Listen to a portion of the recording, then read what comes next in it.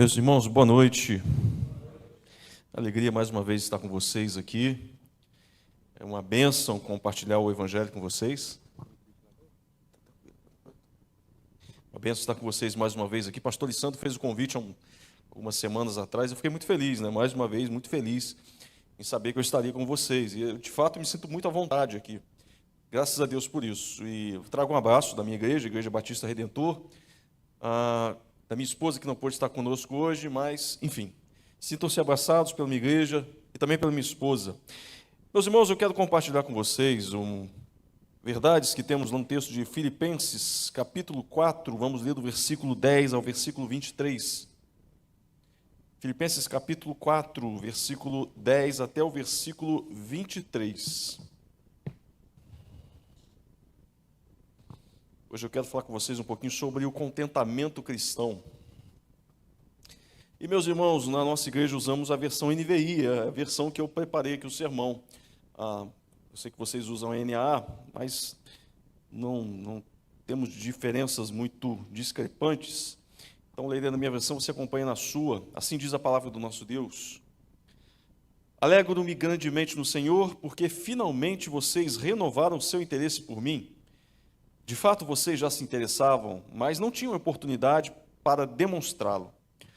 Não estou dizendo isso porque esteja necessitado, pois aprendi a adaptar-me a toda e qualquer circunstância. Eu sei o que é passar necessidade, sei o que é ter fartura. Eu aprendi o segredo de viver contente em toda e qualquer situação, seja bem alimentado, seja com fome, tendo muito ou passando necessidade. Tudo posso naquele que me fortalece. Apesar disso, vocês fizeram bem em participar de minhas tribulações. Como vocês sabem, filipenses, nos meus primeiros dias no Evangelho, quando parti da Macedônia, nenhuma igreja partilhou comigo no que se refere a dar e receber, exceto vocês. Pois, estando eu em Tessalônica, vocês me mandaram ajuda, não apenas uma vez, mas duas, quando tive necessidade. Não que eu esteja procurando ofertas, mas o que pode ser creditado na conta de vocês. Eu recebi tudo, e o que tenho é mais que o suficiente. Estou amplamente suprido, agora que recebi de Epafrodito os donativos que vocês enviaram. Elas são uma oferta de aroma suave, um sacrifício aceitável e agradável a Deus. O meu Deus suprirá todas as necessidades de vocês, de acordo com as suas gloriosas riquezas em Cristo Jesus.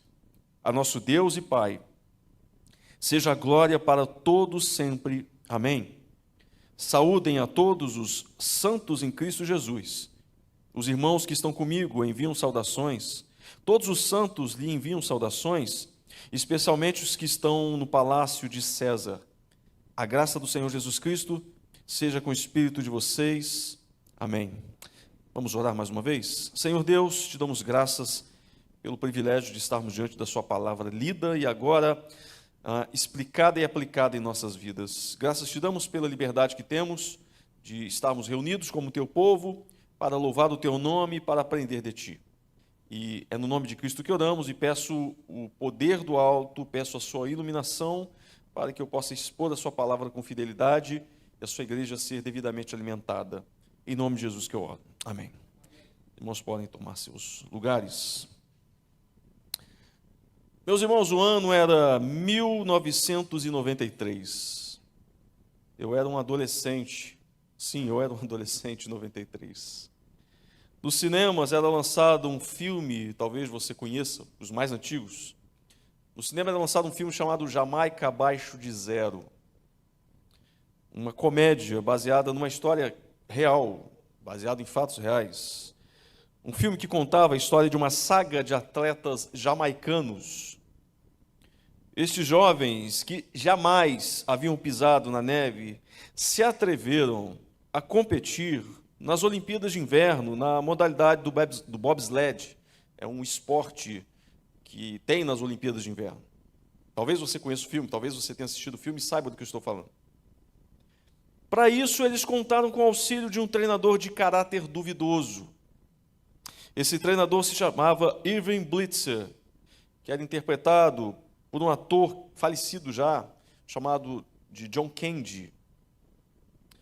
Irving tinha sido um dos melhores atletas de bobsled, mas ele havia sido banido do esporte por ter trapaceado na sua competição.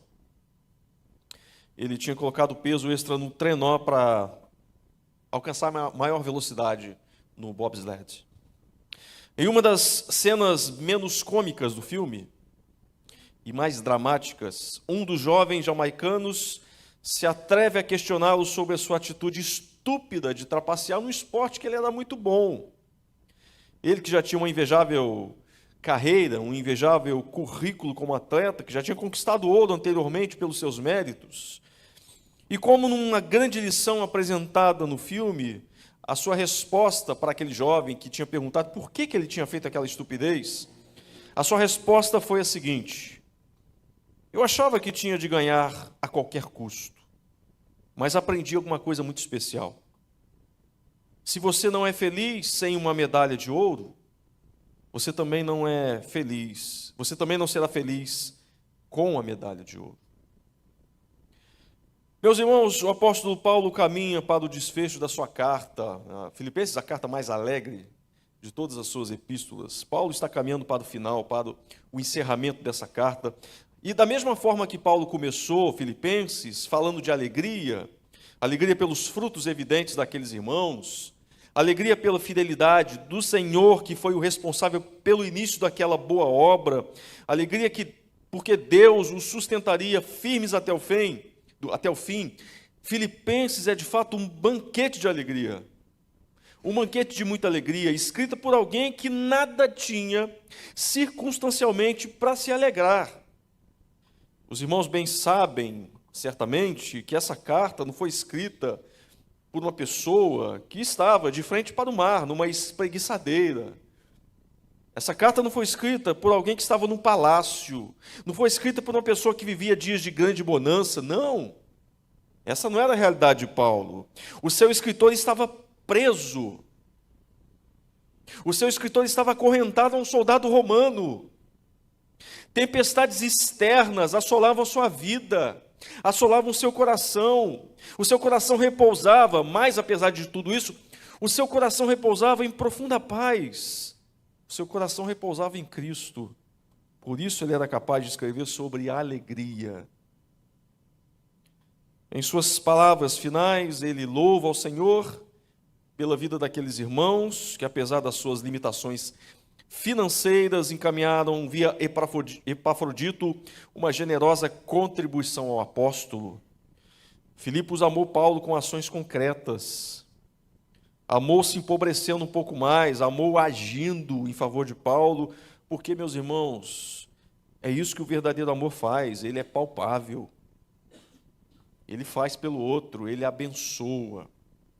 E agora ele conclui falando de uma alegria que não está atrelada às circunstâncias da vida. Paulo fala de um contentamento firmado em bênçãos eternas. Ele fala do Deus provedor que nada deixa faltar aos seus. Eu quero com os irmãos nessa noite trazer dois ensinamentos que temos aqui nestes versículos. O primeiro está a partir do versículo 10, ou melhor, o primeiro está no versículo 10. E a primeira verdade que podemos pensar e refletir nessa noite é que a alegria cristã não depende de circunstâncias. A alegria cristã não depende de circunstâncias, de forma nenhuma. O texto diz, versículo 10, alegro-me grandemente no Senhor, porque finalmente vocês renovaram seu interesse por mim. De fato, vocês já se interessavam, mas não tinham oportunidade para demonstrá-lo. Como não irromper em grande alegria? Meus irmãos, Paulo estava uma vez mais recebendo daquela amada igreja mais uma robusta contribuição. Após um período de alguns anos, e aqui nos parece que isso se dá em torno de pelo menos 5 anos ou mais, anos supostamente ausentes, supostamente indiferentes a Paulo, aqueles irmãos enviaram novamente por Epafrodito algum tipo de sustento para Paulo, algum tipo de recurso para Paulo. Essa seria a 4ª contribuição enviada ao apóstolo. E isso sensibilizou profundamente o coração de Paulo. Paulo expressa essa gratidão da seguinte forma: estou abundantemente alegre no Senhor, pois o interesse de vocês por mim floresceu novamente. Paulo está dizendo, como uma planta que permaneceu seca, uma planta que permaneceu murcha durante o inverno e aos primeiros dias da primavera desabrochou exuberantemente. Dessa forma, Paulo comparou aquela bênção recebida dos filipenses, mas Paulo continua. Ele escreve: porém eu sei, meus irmãos, que a suposta demora e silêncio de vocês por esse período não era indiferença da parte de vocês, não era descaso da parte de vocês. Eu sei que se deu pela falta de oportunidades de agir em meu favor. Vocês sempre pensaram em mim, mas as suas limitações e as circunstâncias desfavoráveis os impediram de enviar mais ajuda. Eu sei disso. Eu estou ciente disso. Eu sei que vocês não se tornaram indiferentes com a minha pessoa de maneira nenhuma. E obviamente que Paulo não estava usando de ironia aqui. De maneira nenhuma. Definitivamente Paulo não era esse tipo de homem. Paulo não era esse tipo de gente. Paulo não era também uma pessoa vitimista. De forma alguma. Paulo não se fazia de coitado. A sua alegria era real, a sua gratidão era verdadeira pela oferta daquelas pessoas. Ele conhecia intimamente as lutas da igreja de Filipos e bem sabia o quão custoso foi angariar aqueles recursos. Mas, meus irmãos, o que nos chama atenção nessas palavras de Paulo é a expressão que ele usa com muita ênfase. Isso chama atenção. Essa é a grande verdade que temos aqui nas palavras de Paulo. Paulo enfatiza: alegro-me grandemente no Senhor. Isso faz toda a diferença. Paulo diz àqueles irmãos: estou muito alegre pela oferta de vocês, estou abundantemente alegre no Senhor. Porque por mais que Paulo estivesse realmente jubilante pelo esforço dispensado pelos filipenses, por mais que ele estivesse de fato constrangido em receber em mãos todo aquele recurso que o auxiliaria muito a se manter naquela prisão, meus irmãos, a fonte suprema e primária da sua alegria não eram as contribuições. Não eram as contribuições. Era o próprio Senhor. Era o próprio Deus. O Senhor que jamais desampara os seus. A ideia aqui do texto é exatamente esta. O Senhor é a minha alegria, pois Ele tem cuidado de mim, Ele tem me dado muito mais do que preciso e mereço. Paulo sabia que os filipenses eram apenas as mãos do Senhor cuidando dele. Os filipenses eram a mão do Senhor cuidando de Paulo. Eram seus instrumentos de amor, mas era Deus a causa de todas as coisas. Paulo enxergava nos pequenos e grandes detalhes da sua vida as digitais de Deus. Ele era capaz de enxergar isso. Tiago nos diz na sua carta, Tiago capítulo 1, versículo 17: toda boa dádiva e todo dom perfeito vem do alto, descendo do Pai das luzes, que não muda com sombras inconstantes. Meus irmãos, essa compreensão, ela muda de fato todas as coisas. Pois ela coloca Deus no lugar certo. E ela protege a nossa alegria. E de que forma ela protege a nossa alegria? Pois quando Deus se torna o nosso bem maior, quando Deus se torna o nosso bem supremo, quando o nosso coração está profundamente repousado nele, quando confiamos firmemente que Ele tem cuidado de nós, meus irmãos, seremos capazes de nos alegrar recebendo ou não recebendo ofertas. Seremos capazes de nos alegrar tendo ou não tendo saúde. Seremos capazes de nos alegrar no dia bom, no dia ensolarado, mas também no dia mau, no dia das tempestades severas, que agitam o nosso barquinho no oceano. Não foram as ofertas em si a razão da alegria do apóstolo, não foram as ofertas, mas a atenção de Deus dispensada a Paulo. Foram seus olhos colocados sobre Paulo lá na prisão que alegou o coração dele. Foi este mimo feito por Deus que o alegrou, meus irmãos. O Deus que surpreende, que demonstra a sua graça abundante sobre as nossas vidas. Ofertas eram só ofertas. Dinheiro era só dinheiro. Bens materiais, só bens materiais. Mas as mãos que levaram, essas sim alegraram Paulo. Essas sim fizeram o coração do apóstolo vibrar de alegria. Você já recebeu uma lembrancinha de alguém muito amado por você, que viajou para algum lugar específico e essa pessoa pensou em você? E quando ela chegou de viagem, ela te deu essa lembrancinha? E meu irmão, minha irmã, por mais especial que seja a lembrancinha, seja o que for, é pela pessoa que nos deu o presente que o nosso coração bate mais forte. Assim é do coração de Paulo. Grato pelos recursos? Claro que sim. Alegre pela lembrança dos filipenses? Óbvio que sim.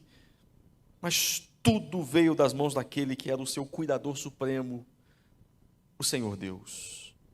E Paulo tinha plena consciência disso. Citando um pastor chamado Adam Clarke, pastor metodista do século XIX, ele escreveu: todo bem vem de Deus, seja diretamente de sua providência ou de sua graça. Portanto, o apóstolo agradece a Deus pela bondade dos filipenses para com ele, pois foi Deus quem lhe deu poder e dirigiu seus corações para usá-lo. Ou seja, se aquela igreja se mobilizou em juntar recursos para abençoar Paulo, é porque o doador de dádivas inclinou o coração daquela gente para isso. Essa boa dádiva não partiu dos filipenses, era Deus conduzindo os filipenses. Meu irmão, minha irmã, toda bênção recebida, toda conquista, toda alegria vivida neste mundo, provém do coração misericordioso do Senhor. Tudo que você recebe nesta vida, todos os recursos, todas as amizades, o seu cônjuge, os seus filhos, tudo provém de Deus, pela sua graça maravilhosa. Deus era a fonte suprema e primeira da sua alegria.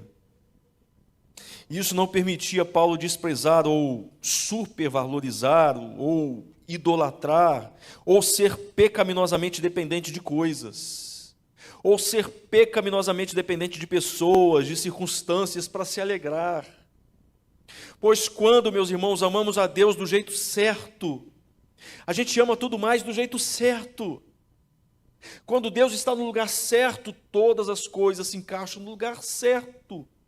Pois quando Deus é a nossa alegria, somos capazes de nos alegrar até a caminho da sepultura.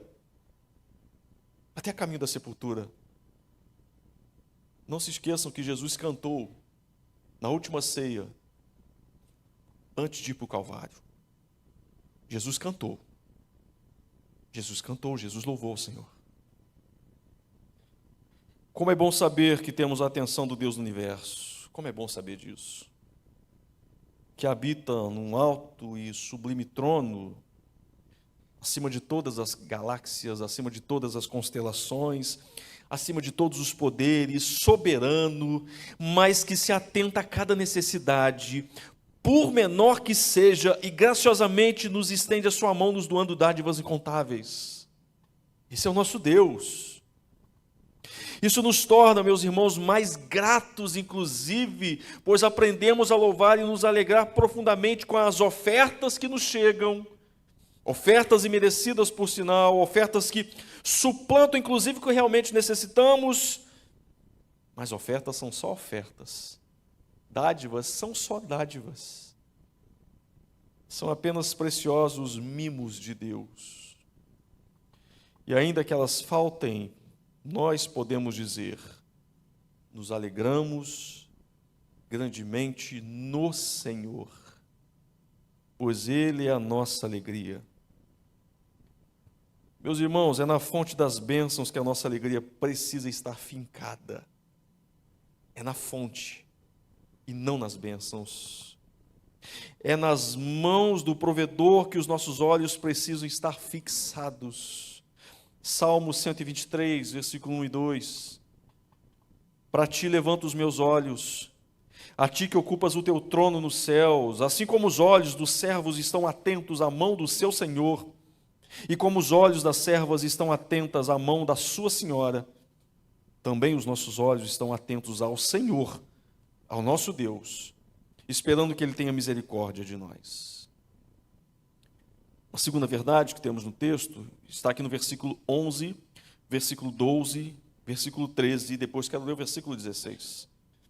Uma segunda verdade que podemos pensar e refletir nessa noite é que o contentamento cristão não se baseia em bênçãos temporais. Repito, o contentamento cristão não se baseia em bênçãos temporais. Versículo 11. Não estou dizendo isso porque esteja necessitado, pois aprendi a adaptar-me a toda e qualquer circunstância. Eu sei o que é passar necessidade, eu sei o que é ter fartura. Eu aprendi o segredo de viver contente em toda e qualquer situação. Seja bem alimentado, seja com fome, tendo muito ou passando necessidade. Tudo posso naquele que me fortalece. Versículo 16 agora.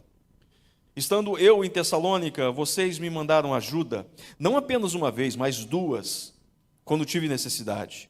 Não que eu esteja procurando ofertas, mas o que pode ser acreditado na conta de vocês. Eu recebi tudo, e o que tenho é mais que suficiente, eu estou amplamente suprido, agora que recebi de Epafrodito os donativos que vocês enviaram. Paulo já tinha deixado bem evidente, a fonte da sua alegria era o próprio Deus, era Cristo, não as ofertas em si. Não os donativos em si.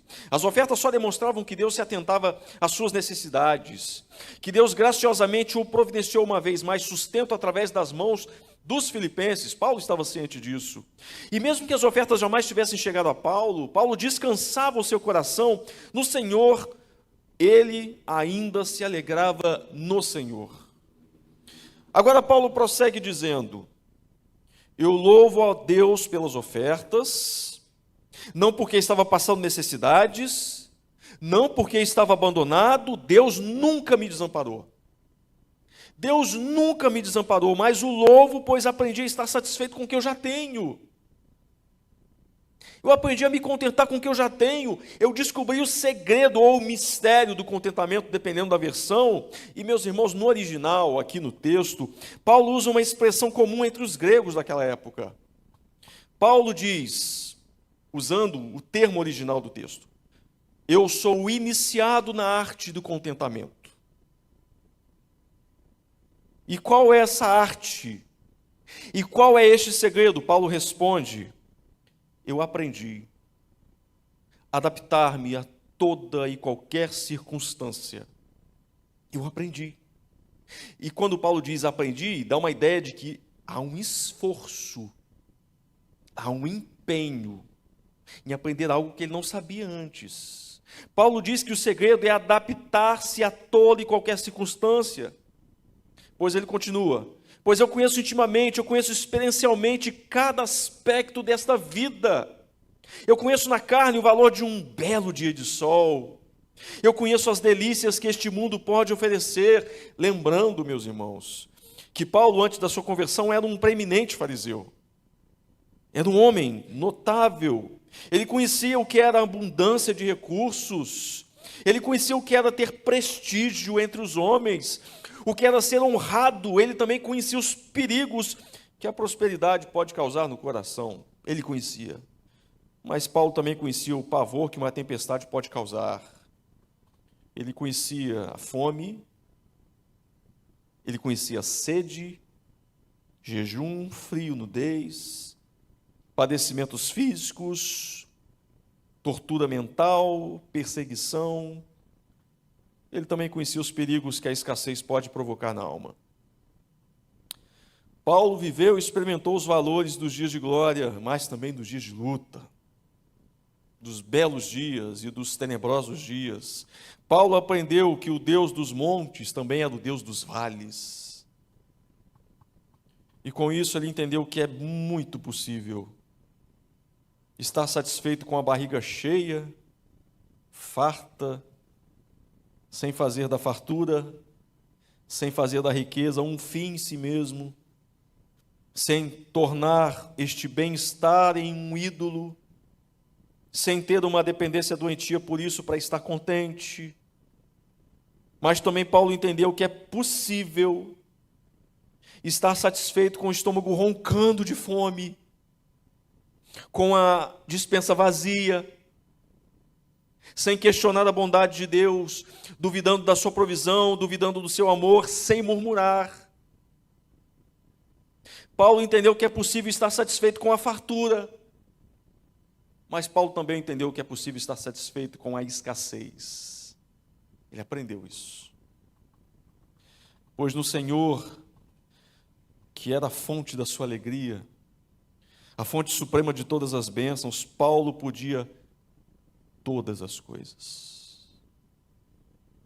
Pois é Ele e não os bens, não as bênçãos que o fortalecia, pois é Deus, o seu provedor, que cuida de cada necessidade. Mais adiante, ele reforça essa verdade, dizendo: eu não estava à procura de ofertas, eu já recebi tudo o que eu precisava. O que eu tenho é mais que suficiente, eu estou completamente suprido pelo meu Deus. Meus irmãos, Paulo tinha Cristo, e Cristo se tornou o seu tudo. Cristo se tornou sua provisão eterna. Cristo se tornou o seu suficiente. Cristo era o seu pão do céu que jamais perece.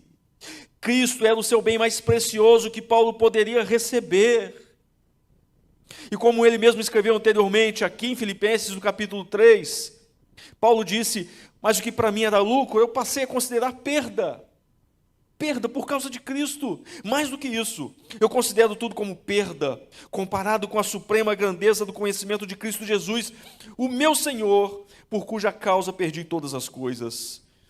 Eu as considero como esterco para poder ganhar Cristo. O seu segredo, que nos é bem conhecido, é: Deus nos deu a maior de todas as riquezas deste universo. Deus nos deu o seu Filho.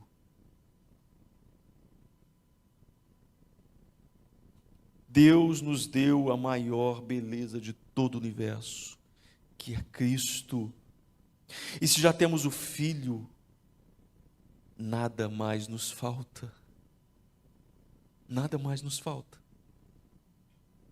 Paulo utiliza uma palavra grega aqui para falar de contentamento, que é a palavra autarques, que literalmente significa autossuficiente. Paulo usa essa palavra. Um pensamento bem difundido pelos estoicos. Para eles, a autossuficiência era uma virtude sem igual. Prazer, riquezas, fama, poder, não são bens, são indiferentes. O que tem valor está dentro de nós mesmos. Esse é o pensamento estoico. Só que Paulo não era autossuficiente em si mesmo. Seus recursos para suportar as variações da vida, as oscilações, as curvas da vida, a sua força para encontrar-se satisfeito, assentava-se no trono. Meus irmãos, feliz é o homem que encontra no Senhor tudo o que a sua alma anseia. Esse homem se torna indestrutível, incapaz de ser paralisado pelas adversidades desta vida, se torna, em algum sentido, imune às provações, alguém mais que vencedor. É neste tipo de homem que Paulo era.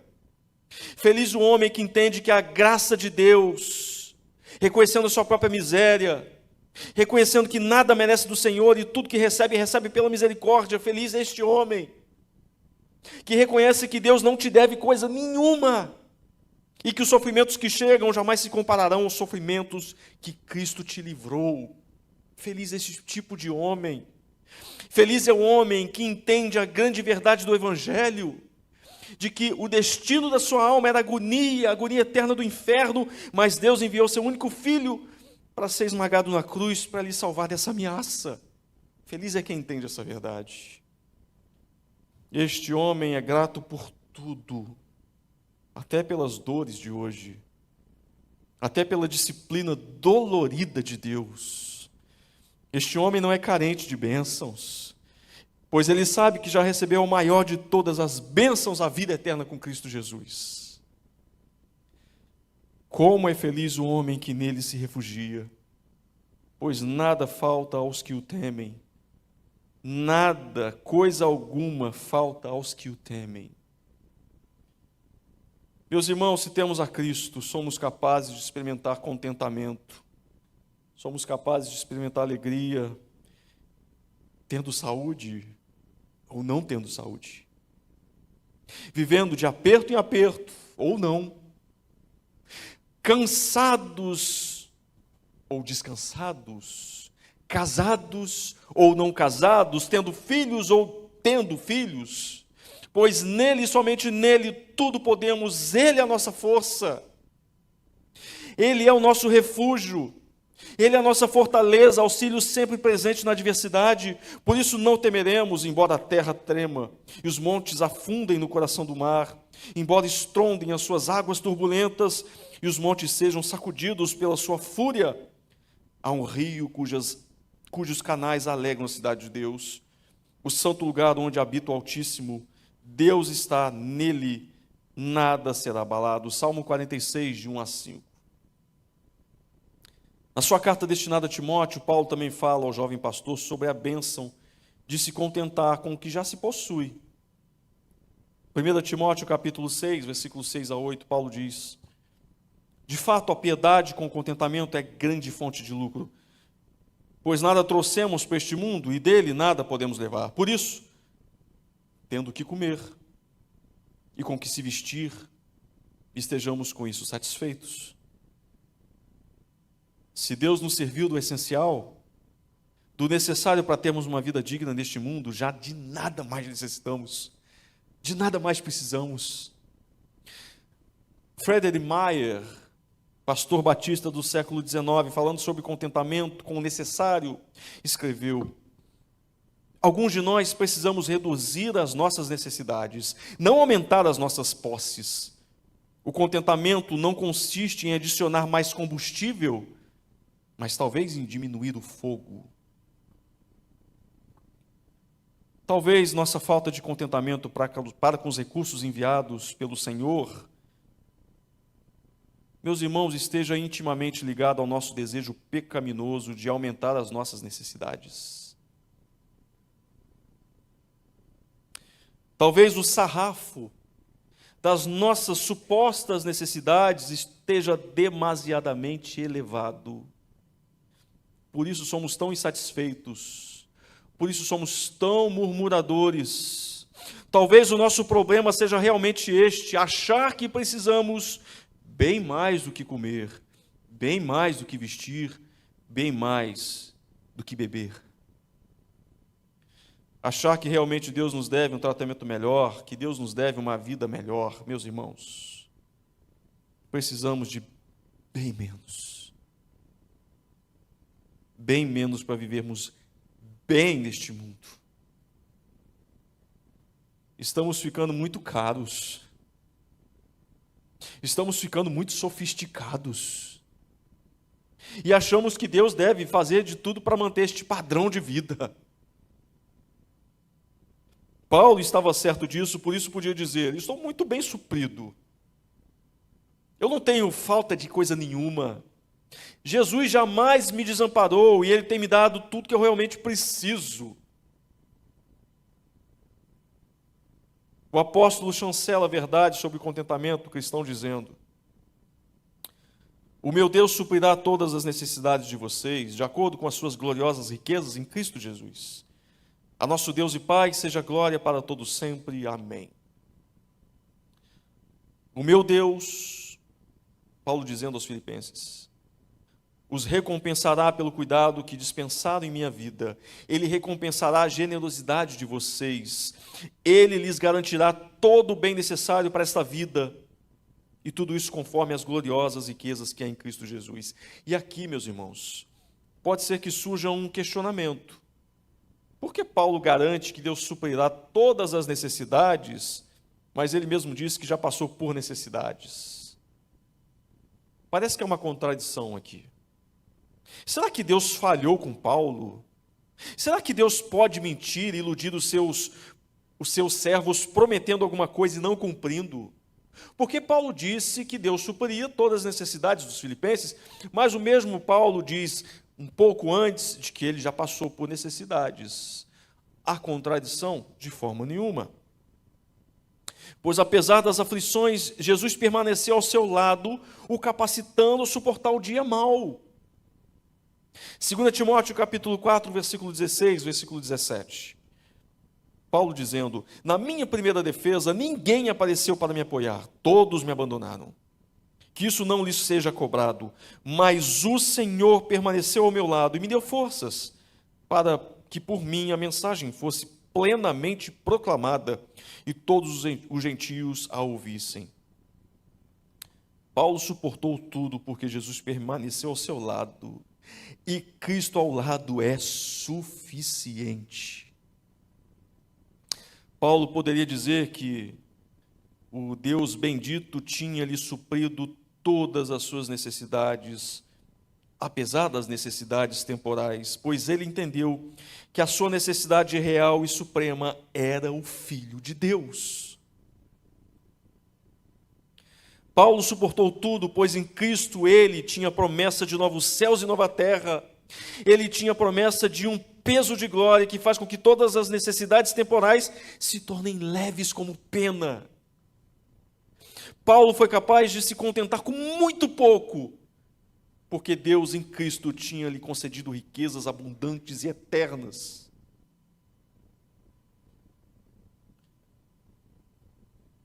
O treinador de bobsled, Ivan Blitzer, pensava que somente a medalha de ouro seria capaz de lhe garantir felicidade.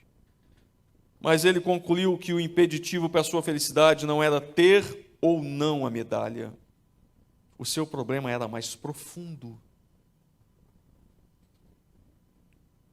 Meu irmão, minha irmã, se não podemos ser alegres e contentes sem alguma coisa, também não seremos se tivermos esta coisa. Se o que temos hoje não é suficiente para o nosso contentamento e gratidão ao Senhor, nada que Deus nos dê será o suficiente. Se Cristo não for nosso tudo, nada será suficiente. Se a fonte da sua alegria não for o Senhor, nada te dará alegria. Meu irmão, o que você precisa, o que eu preciso, se chama Jesus Cristo, o Filho de Deus. E você tendo Cristo ao seu lado, você pode todas as coisas. Você pode todas as coisas. Você pode suportar o luto, você pode suportar a escassez, você pode suportar perseguições, você pode suportar dores, você pode todas as coisas porque Ele te fortalece. Cristo ao seu lado, você é invencível. Você é mais que vencedor. Vamos orar? Santo Deus e bendito Pai, nós te damos graças por Cristo, o seu Filho bendito, que foi imolado na eternidade e na plenitude dos tempos veio como homem, como servo, viveu as nossas dores, suportou as nossas tentações, mas em nada caiu, jamais pecou, viveu a vida perfeita que jamais seríamos capazes de viver. E pela sua vida e pela sua morte hoje recorremos ao seu trono e nos submetemos à sua vontade. Te damos graças porque hoje temos esperança de vida eterna, esperança de novos céus e nova terra, pelo sacrifício único de Cristo. E Senhor, nos ensine, eu peço ao Senhor, que nos ensine a sermos satisfeitos no Senhor, alegres no Senhor, e não carentes de circunstâncias favoráveis, não carentes de dias bons, de bênçãos, de dádivas, mas carentes unicamente da sua presença, carentes de Cristo. Porque se tivermos Cristo em nosso coração, Senhor Deus, todas as tempestades cessam. Ainda que as tempestades externas estejam nos assolando, o Senhor há de acalmar a tempestade interna do nosso coração.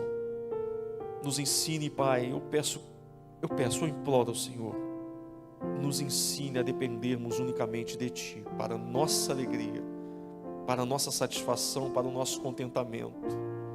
Que as adversidades não ditem as nossas emoções, que as tribulações dessa vida não minem a nossa alegria, e que de fato Cristo seja a nossa alegria suprema, suficiente e eterna alegria. E é no nome dele que oramos e te agradecemos por todas as bênçãos. Amém.